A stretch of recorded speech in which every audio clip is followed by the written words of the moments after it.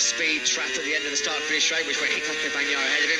350 odd kilometres an hour over the crest and hit.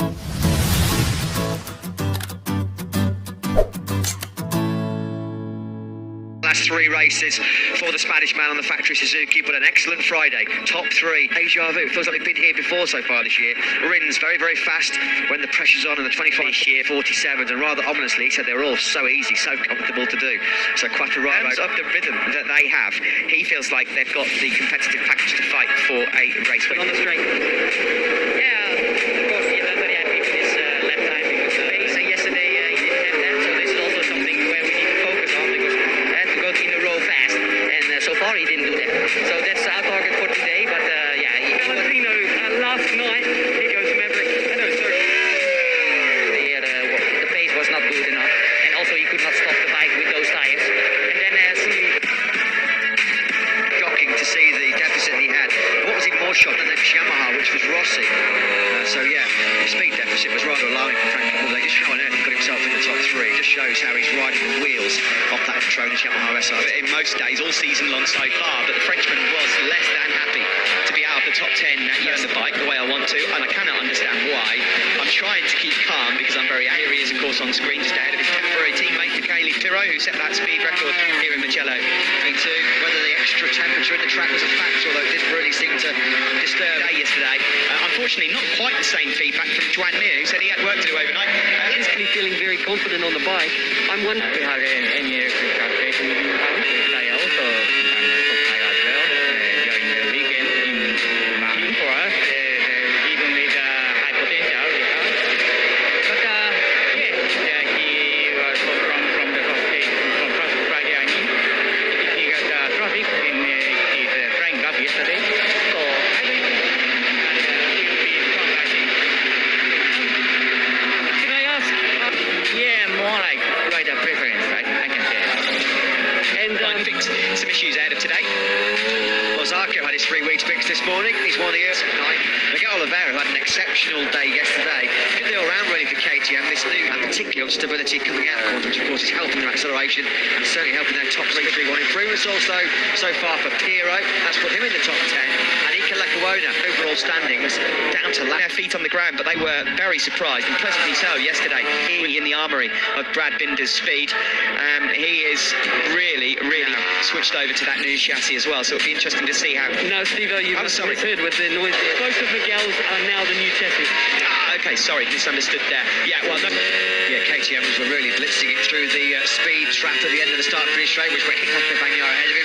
350 odd kilometres an hour over the crest and hit a little bit too soft to be a race option. Both moving around too much. A lot of rides on some grip and feel. They said immediately they could tell it was a little bit too soft. The hard rear, the race option, not an issue for first time ever on the KTM that I've been able to get into your slipstream, Jack, and you start-finish straight Mugello. What is it? 1,141 metres. That the top speed record could go. You're at least 62.4. Then equals Zarco's best ever record. Speed record in MotoGP. Here is Fabio Quattararo, who this afternoon, that would be a fantastic record for the Frenchman. Yamaha and Ducatis in general have bossed Johnny Air there, and Tex Geisler just moving. It's now one of the fastest motorcycles we've ever seen. Change direction. Poggio Secco, and then in this first 2 seconds in where they will really excel. At the moment, is best in this session. 47.7 was his best yesterday. He's still last in the standings overall. He has. It's still not perfect. I mean, the comment after the first run was that when he can still ride as he would. He needs too much energy at all. We need more to give him a bike where he can ride more comfortable. Help, but notice he had a different air intake, and now it's gone. But I guess make up a new plane.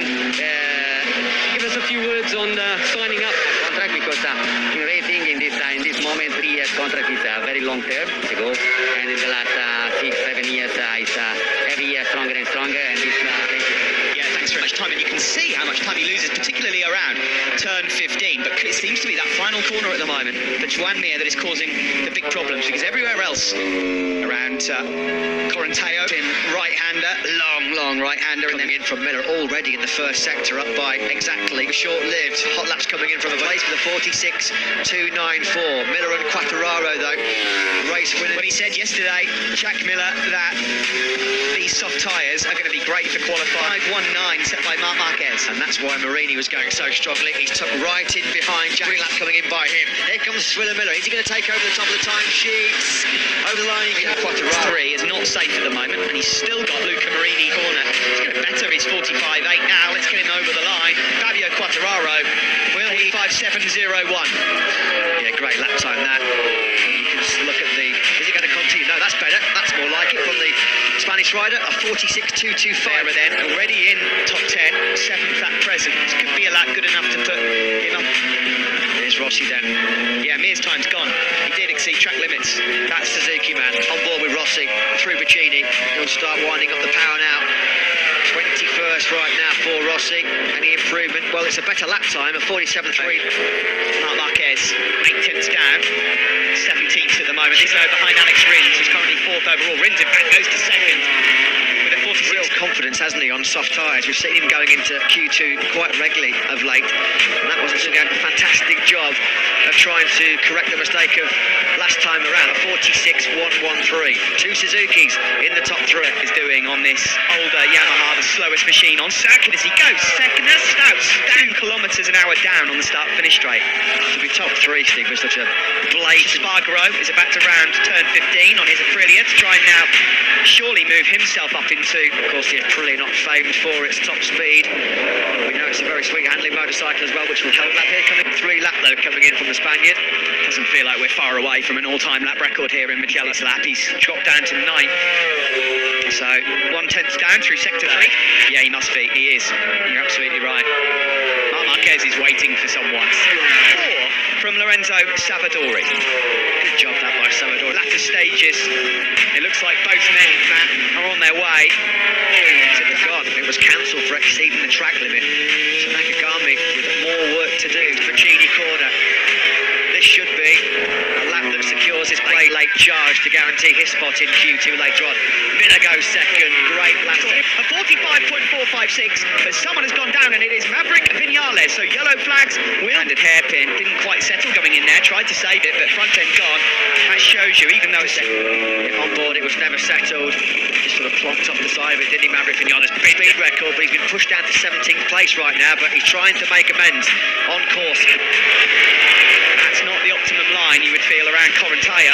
Pretty good actually for Brad Binder. Remember, he's at the moment top overall in terms of the speed charts, and he's at Marini. Surely Brad Binder here is going through to the top 10 into Q2. Might be a double on both. Over the line he comes. He goes into the top 3. That's brilliant. That's his place in Q2, but safe and secure. All of a sudden, there's a number of riders here that are panicking a bit late on Q2. A little bit scrappy there. He has. Rossi's up to 16th place. That's 13th. Is he inside the all-important top 10? He certainly is.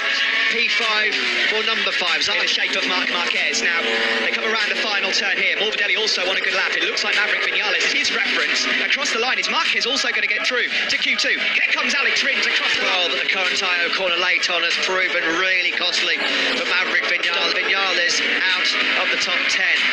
Franco Morbidelli a little bit in 10th place right now. Franco Morbidelli should be okay. It's worth shouting out. He's the only Honda rider inside that top 10. Marquez 12th, Nakagami 15th. There's the all-time lap record goes. Well, Marc Marquez followed Pecco Bagnaia at the start of that session by number 63 by 0.063 at the end of that session. Q2, Maverick Vinales shaking Maverick down at turn 12. Happy to see he's okay, but faster down the straight, but a bit slower through the turns, maybe not quite as good.